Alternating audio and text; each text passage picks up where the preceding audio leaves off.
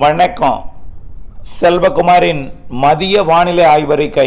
அதிகாரப்பூர்வ வானிலை அறிக்கைக்கு இந்திய வானிலை ஆராய்ச்சித்துறை அறிக்கையை பார்க்கவும்.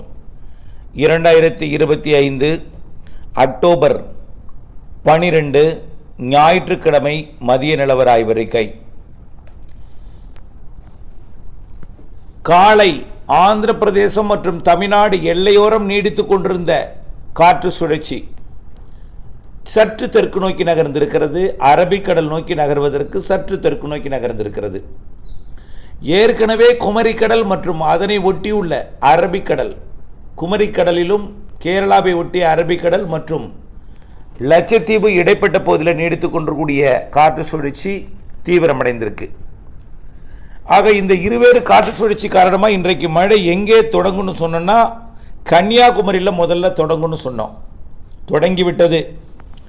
கன்னியாகுமரி மாவட்டம் கொல்லங்கோடு, களியக்காவளை, குழித்துறை, மார்த்தாண்டம், அப்படியே பேச்சுப்பாறை, பெருஞ்சாணி, திருப்பரப்பு மற்றும் குலசேகரம், மாத்தூர் இந்த பகுதியிலெல்லாம் மழைப்பொழிவு தொடங்கியிருக்கு.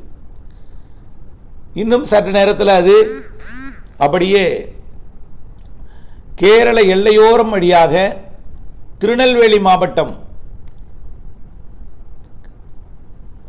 தமிழ்நாடு கேரள எல்லையோர திருநெல்வேலி மாவட்ட பகுதிக்கு பெய்ய போகிறது.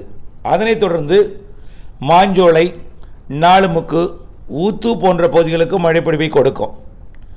பிறகு படிப்படியாக அந்த மழைப்பொழிவு திருநெல்வேலி மாநகரம் வரைக்கும் அப்படியே கொஞ்சம் கொஞ்சமாக முன்னேறும்.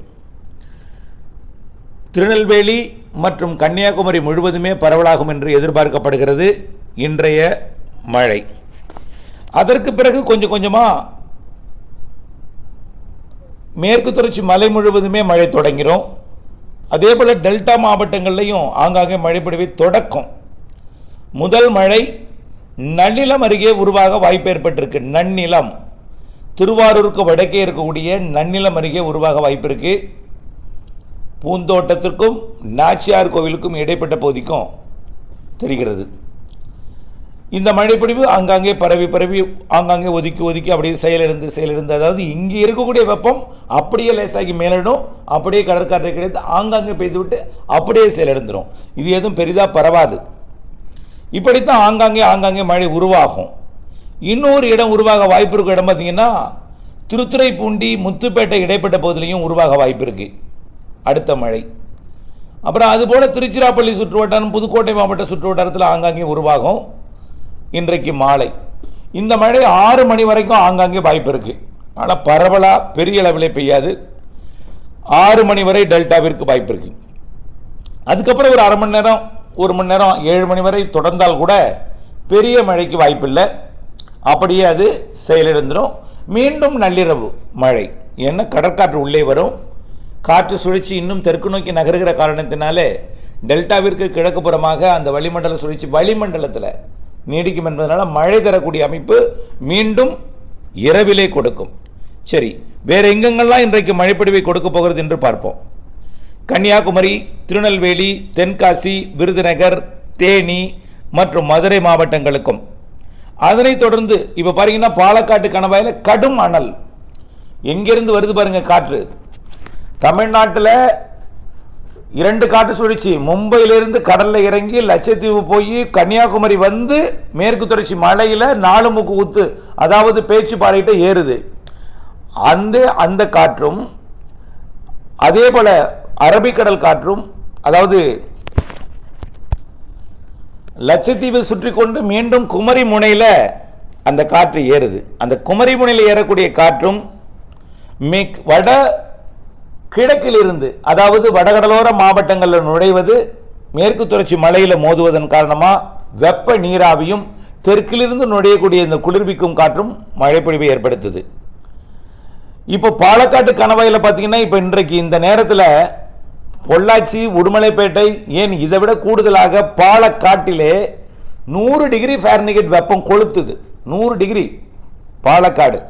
தென்னிந்தியாவிலேயே அதிகமான வெப்பமான பகுதியாக இப்போ பாலக்காடு தென்படுகிறது.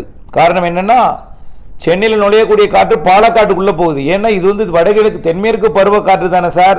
தென்மேற்கு பருவக்காற்று வராமல் என்ன சார் அங்கிருந்து வருகிறதுனா, காற்று சுழற்சி அப்படித்தான் செயல்படுத்தும்.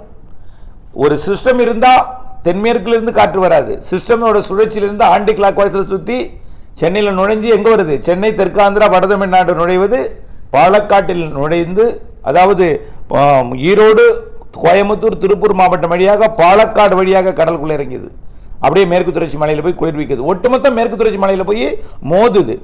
அப்போ தமிழ்நாட்டில் வங்கக்கடலோரத்திலிருந்து வரக்கூடிய அந்த வெப்பமடைந்த நீராவி மேற்கு தொடர்ச்சி மலையில் மோதி தான் இன்றைக்கு மழைப்பிடிப்பை கொடுக்க போகுது. மேற்கு தொடர்ச்சி மலையில், மேற்கு தொடர்ச்சி மலையோட மேற்கு பகுதிக்கும் உண்டு, கிழக்கு பகுதிக்கும் உண்டு, உச்சிக்கும் உண்டு.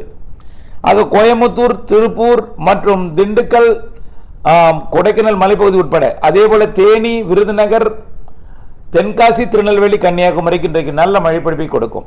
அதனைத் தொடர்ந்து தூத்துக்குடி மற்றும் மதுரை மற்றும் விருதுநகர், சிவகங்கை மாவட்டத்தின் பகுதிகளுக்கும் மழைப்பிடிப்பை கொடுக்கும். இந்த மழைப்பிடிப்பு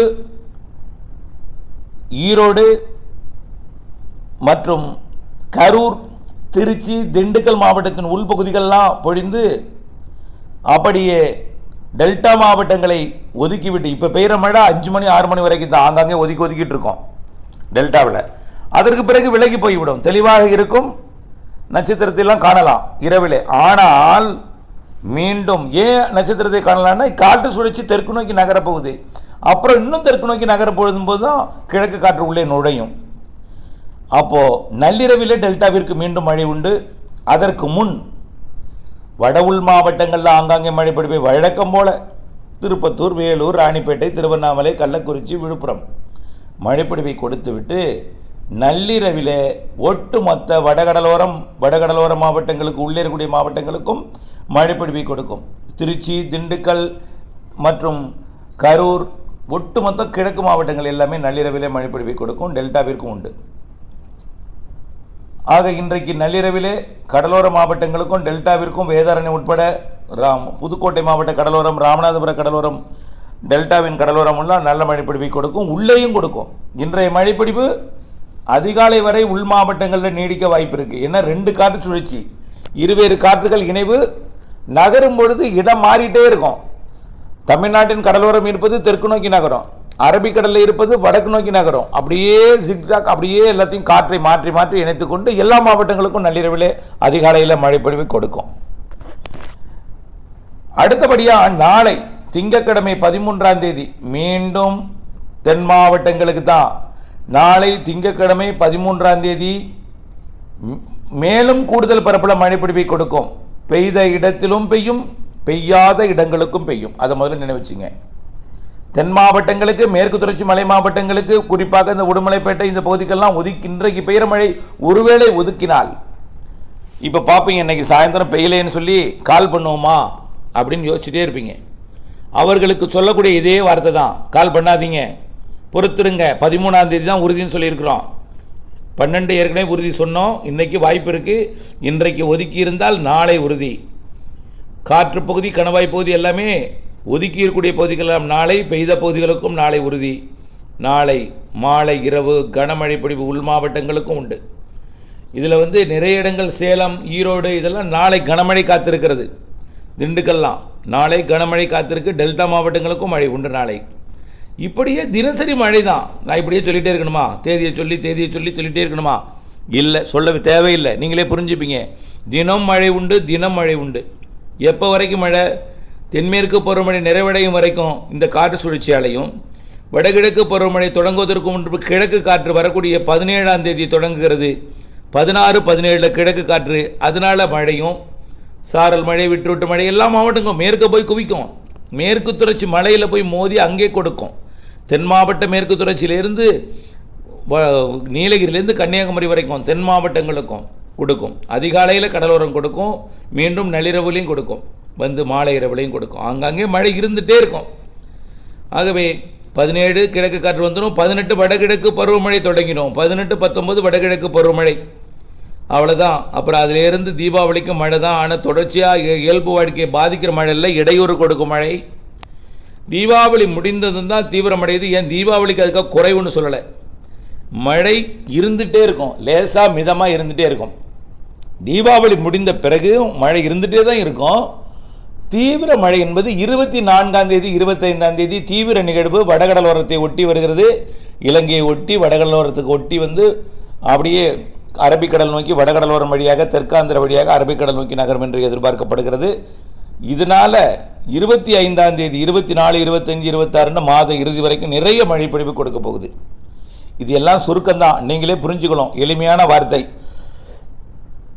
மழை பொழிவு பொழியும் நேரம் தான் மாறுபடும், ஆனால் தினசரி மழை பொழிவு உண்டு. 16ஆம் தேதி வரைக்கும் காலையில் மழை இருக்காது, மதியத்துக்கு மேலே மழை வரும். 16க்கு மேலே 17லிருந்து எந்த நேரமும் மழை வரலாம், ஏன்னா கிழக்கு காற்று வந்துடும். 18, 19 வடகிழக்கு காற்று வந்துடும், வடகிழக்கு பருவமழை தொடங்கிடும். மழை தான் ஏன்னா காலையில் கொஞ்சம் தீவிரமாக இருக்கும், நள்ளிரவு அதிகாலையில் நல்ல மழை இருக்கும், காலையில் கொஞ்சம் தீவிரம் குறைஞ்சிருக்கும், மீண்டும் மதியத்திலிருந்து தீவிரமாகும், மாலை இரவில் நல்ல மழை பொழிவை கொடுக்கும். இது பருவமழை. ஏற்கனவே சொல்லியிருக்கிறோம் நீண்ட கால அறிக்கையில், அக்டோபரில் நிறைய மழைப்பொழிவு கொடுக்க போகுது. தெற்கே மேற்கே இதுவரை பெய்யாத இடங்கள்லாம் பெய்யவில்லையே என்று ஏங்கி கொண்டிருப்பவர்களுக்கெல்லாம் ஒன்றே ஒன்று சொல்கிறேன், நீங்கள் பத்தலேன்னு சொல்கிறீங்க, பெய்யலையேன்னு சொல்கிறீங்க, அதிகம் பெய்ய போகுது என்பதை நான் தெரியப்படுத்த விரும்புகிறேன். இப்படி இன்றைக்கே அணைகளெல்லாம் நிரம்பியிருக்கு. சாத்தனூர் அணையிலிருந்து தண்ணீர் உபரி நீர் கடலூர் நோக்கி பந்தோடிட்டு இருக்கு.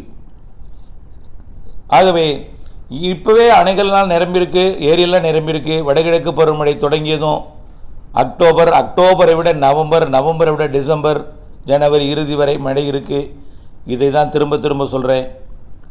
மீண்டும் ஒரு முறை, இன்றைக்கு தென் மாவட்டங்களில் தொடங்கி இருக்கக்கூடிய மழை மேற்கு தொடர்ச்சி மலை மாவட்டங்களில் நீலகிரி வரைக்கும் வந்து பொழியும், மேற்கு மாவட்டங்களையும் பொழியும்.